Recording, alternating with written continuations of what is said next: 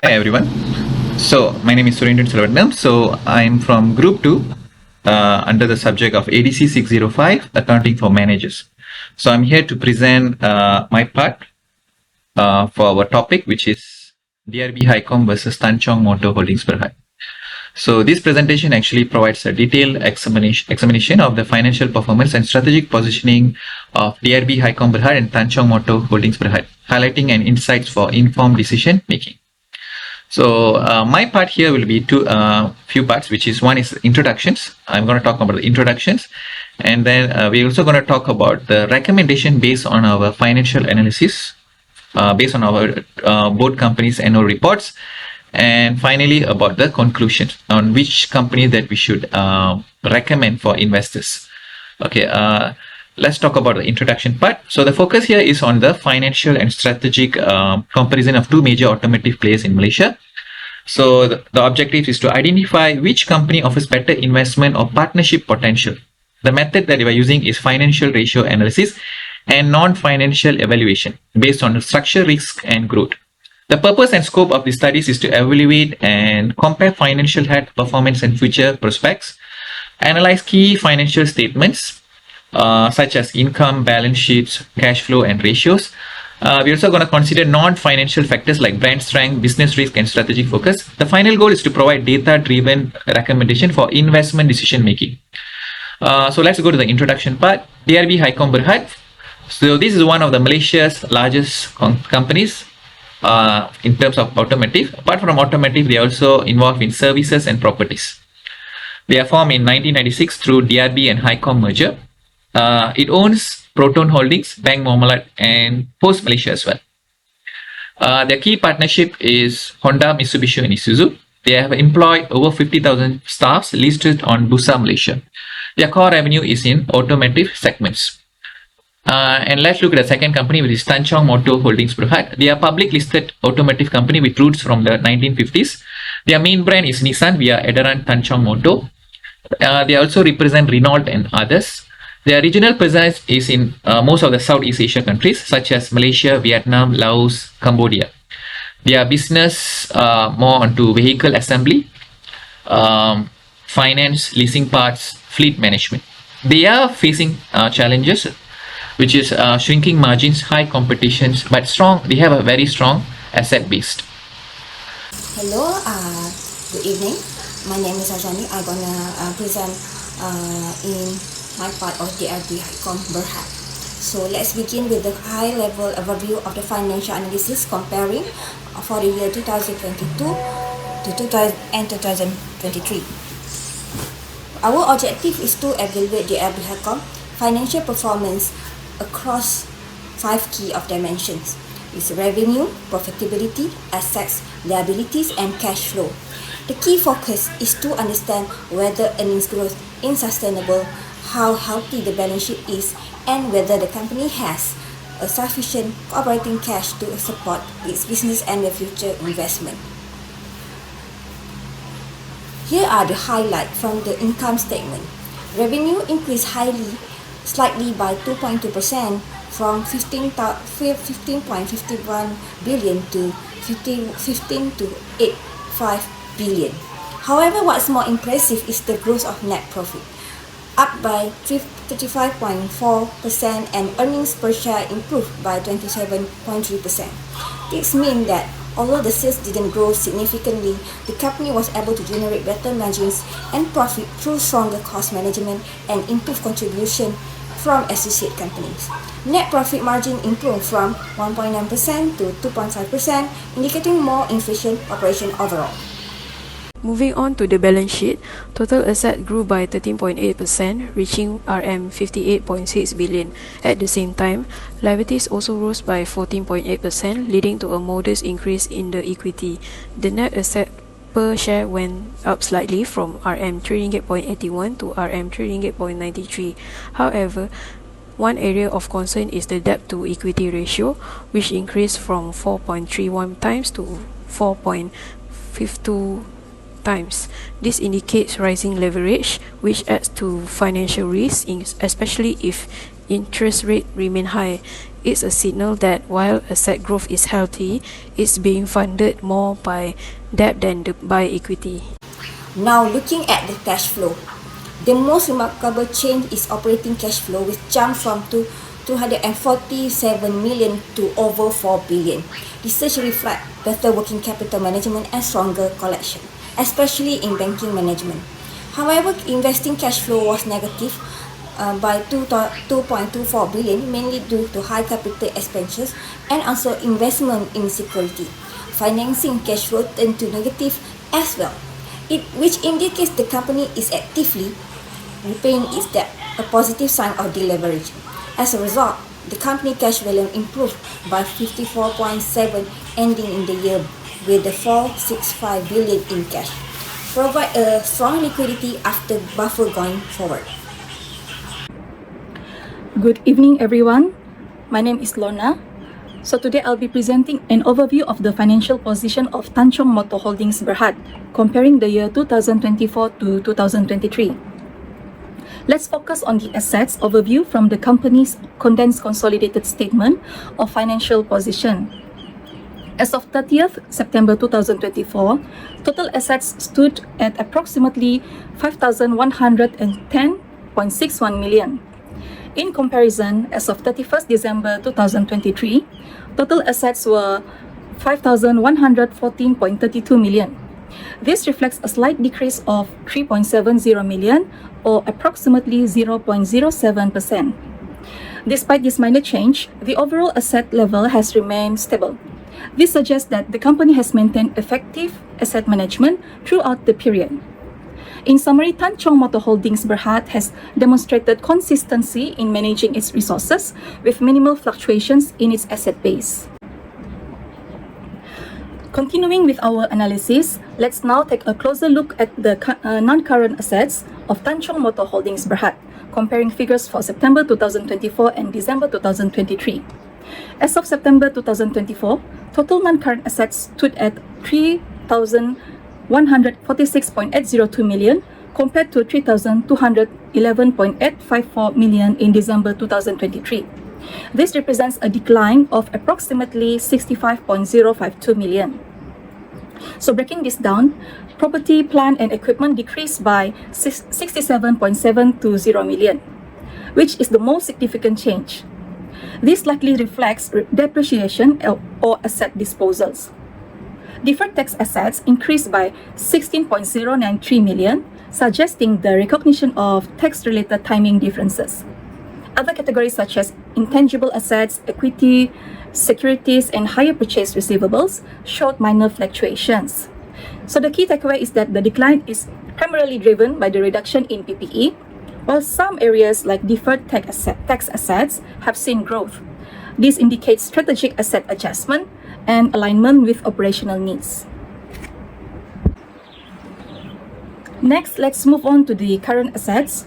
As of September 2024, total current assets were reported at approximately 1,963.809 million compared to 1,902.461 million in December 2023. This reflects an overall increase of 61.348 million. The key highlights include a notable increase in other investment and receivables, suggesting increased capital allocation or possibly higher credit sales. Inventories rose by 24.588 million, indicating either stock buildup in anticipation of demand or slower sales turnover. Besides, cash and cash equivalents, however, declined significantly by 128.125 million, which may suggest cash outflows due to operational expenditures, debt servicing, or capital investments. In summary, while most current assets show healthy growth, the sharp decline in cash warrants attention as it could affect liquidity if it is not managed carefully. Now, let's look at the equity position of Tanjong Motor Holdings Berhad as at September 2024 compared to December 2023. Total equity decreased slightly from 2,741.798 million to 2,570.082 million, reflecting a drop of approximately 171.716 million. So breaking it down, reserves fell by 178.547 million, or about 7.35%, which could indicate lower retained earnings, possible dividend payouts, or revaluation losses. Treasury shares remain relatively unchanged, and interestingly, non-controlling interest rose sharply by 6.97 million, indicating increased investment or profits allocated to minority shareholders. In overall, the reduction in equity may signal lower profitability or increased distributions, while the growth in non-controlling interests suggests positive involvement from minority investors. However, a thinner equity base can reduce the company's financial buffer against liabilities. Now, let's examine the company's non-current liabilities as of September 2024 compared to December 2023. Total non-current liabilities decreased from 903.479 million to 756.471 million, showing a reduction of approximately 147 million. Key movements include a significant decline in borrowings by 140.189 million, which is a positive indicator for long-term solvency and suggests reduced financial risk exposure. Deferred tax liabilities also dropped by 11.708 million, likely due to fewer taxable timing differences. Meanwhile, employee benefit obligations increased by 7.556 million, potentially due to actuarial adjustment or newly introduced benefits. Finally, let's review the current liabilities for Tanchong Motor Holdings Berhad. As of September 2024, total current liabilities stood at 1,784.058 million, up from 1,469.068 million in December 2023. This marks a significant increase of 314.990 million. Key changes include borrowing rose by approximately 295.874 million, suggesting an increased reliance on short-term financing, which could potentially raise liquidity risk if not managed carefully. Derivative financial liabilities increased slightly, possibly indicating less favorable conditions in financial hedging activities. Most other items such as trade payables, contract liabilities, and provisions showed moderate increases, reflecting routine operational changes. So in essence, the rise in current liabilities highlights a growing focus on short-term funding and working capital needs. While manageable in the short term, it's important to monitor how this may affect overall liquidity and financial flexibility. Hello again, everyone. In this section, I will walk to you through the key financial and operational findings from the Ibrahicom 2023 result. While profitability has improved significantly, the story beneath the numbers reveal the both opportunity and the area of concern. So let's explore them in detail.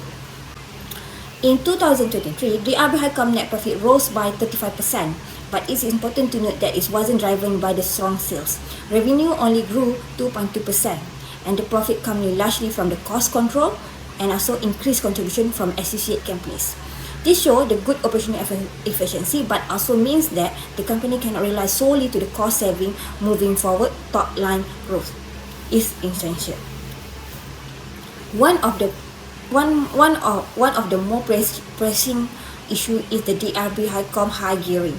The debt to equity ratio rose to 4.52 times, reflecting a continued reliance on debt. While this have fund operation and expansion, is exposed to the group to the refinancing and interest rate risk. Debt sustainability need to be part of the long-term strategies. On the positive note, operating cash flow surged over 4 billion, a massive increase from the previous year. Cash reserve grew to 4.65 billion. However, the current ratio has slightly declined, which means that short-term obligation may need to closer attention. In other words, liquidity is strong, but it needs to be more careful in monitoring. The group joint ventures contribute less in 2023, with earnings down by 24.5%. This could be point to the weaker operational result, lack of synergy, or simply poor alignment with the group strategy. A performance audit of existing JV must be warranted. Investment increased sharply this year, over 2.2 billion in outflow. While long-term investment is important, this level of spending must be justified by a measurable returns. The group needs to stick stricter capital allocation and ROI tracking process. As a regulation tightening, particularly around the carbon emission, segment like postal and automotive will face increasing ESG pressure. Aligning the group long-term strategy with sustainable goals will not only ensure the compliance but also strengthen the market competitive. Finally, it is important to highlight the ADC core strength, automotive and banking. This segment continue to deliver consistent revenue and have strong regional potential. Strategic investment in this area could be the future growth and the shareholder value. Thank you. So discussion and findings on Tan Chong Motor Holdings Berhad. To conclude, let's summarize the key findings from our analysis of Tan Chong Motor Holdings Berhad's financial position. First, total assets and structure remain consistent. While total assets only declined slightly from 5,114.3 million in 2023 to 5,110.6 million in 2024, the company maintained a solid asset base. However, there is a noticeable internal shift. Non-current assets decrease, while current assets such as receivables and investments increase, indicating a reallocation of resources. Second, we observe a weaker equity position.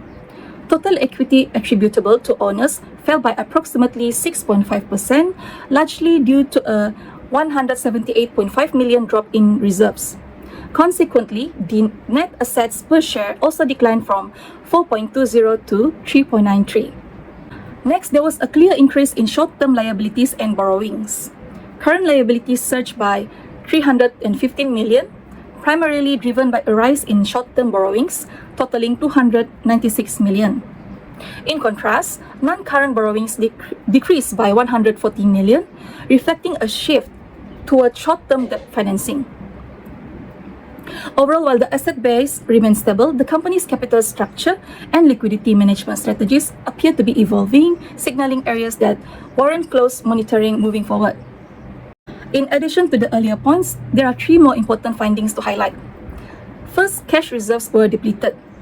There was a 25% drop in cash and cash equivalents from 511.6 million to 383.5 million. Despite increases in receivables and other investments, the company's liquidity position weakened, which may raise concerns about the cash flow availability. Next, we noted an improved recognition of deferred tax assets with a 16.1 million increase.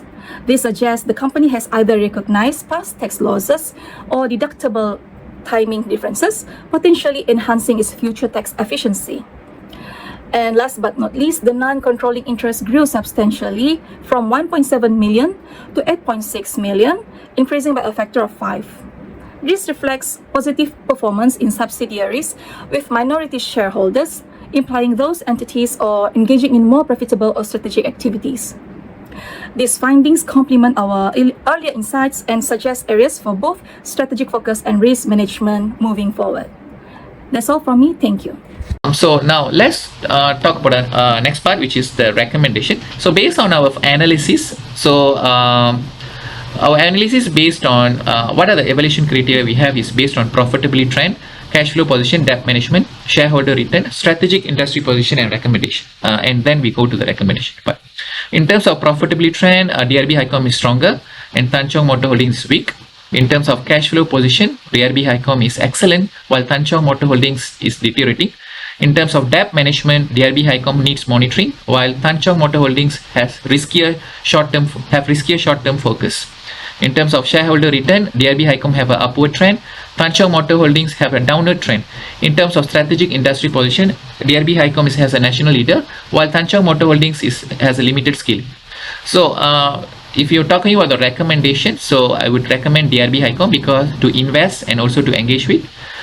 For Tan Chong Motor Holdings, it's better to hold now or to avoid.